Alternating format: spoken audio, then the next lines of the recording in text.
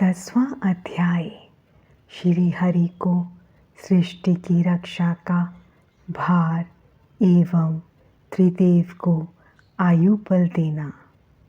परमेश्वर शिव बोले, हे उत्तम व्रत का पालन करने वाले विष्णु, तुम सर्वदा सब लोगों में पूजनीय और मान्य होगे।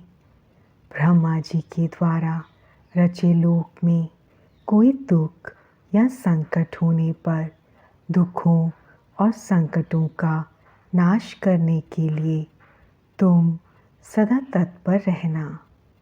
तुम अनेकों अवतार ग्रहण कर जीवों का कल्याण कर अपनी कीर्ति का विस्तार करोगे।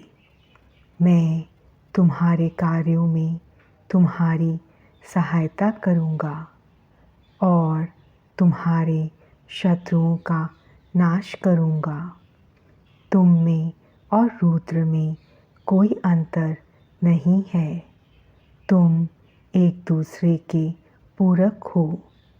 जो मनुष्य रुद्र का भक्त होकर तुम्हारी निंदा करेगा, उसका पुण्य नष्ट हो जाएगा और उसे नरक भोगना पड़ेगा।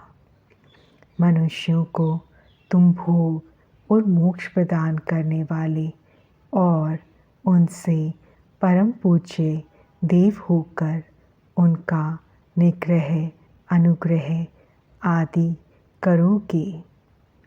ऐसा कहकर भगवान शिव ने मेरा हाथ विष्णु जी के हाथ में देकर कहा, तुम संकट के समय सदा इनकी सहायता करना तथा सभी को भोग और मोक्ष प्रदान करना तथा सभी मनुष्यों की कामनाओं को पूरा करना।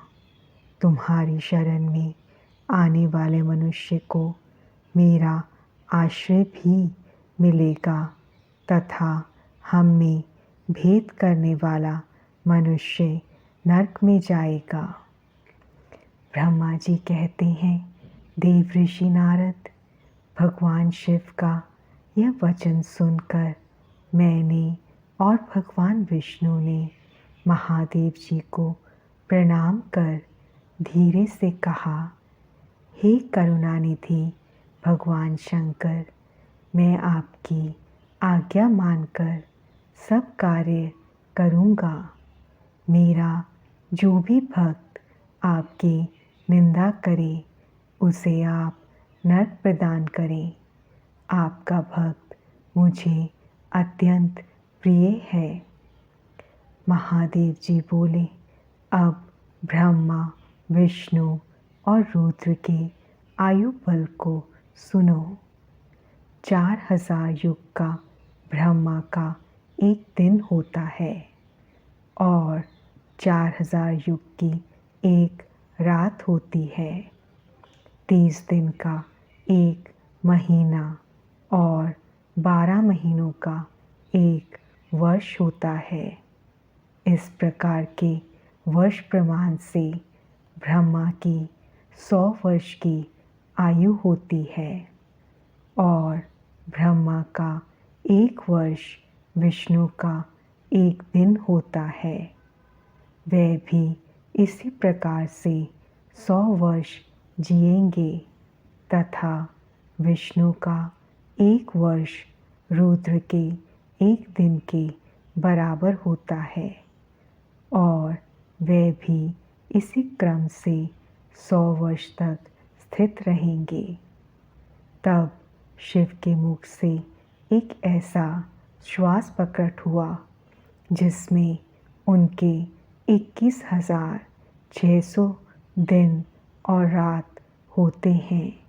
उनके 6 बार सांस अंदर लेने और छोड़ने का एक पल और 8 घड़ी और 60 घड़ी का एक दिन होता है। उनके सांसों की कोई संख्या नहीं है, इसलिए वे अक्षय हैं। अतः तुम मेरी आज्ञा से सृष्टि का निर्माण करो। उनके वचनों को सुनकर विष्णु जी ने उन्हें प्रणाम करते हुए कहा कि आपकी आज्ञा मेरे लिए शिरोधार्य है।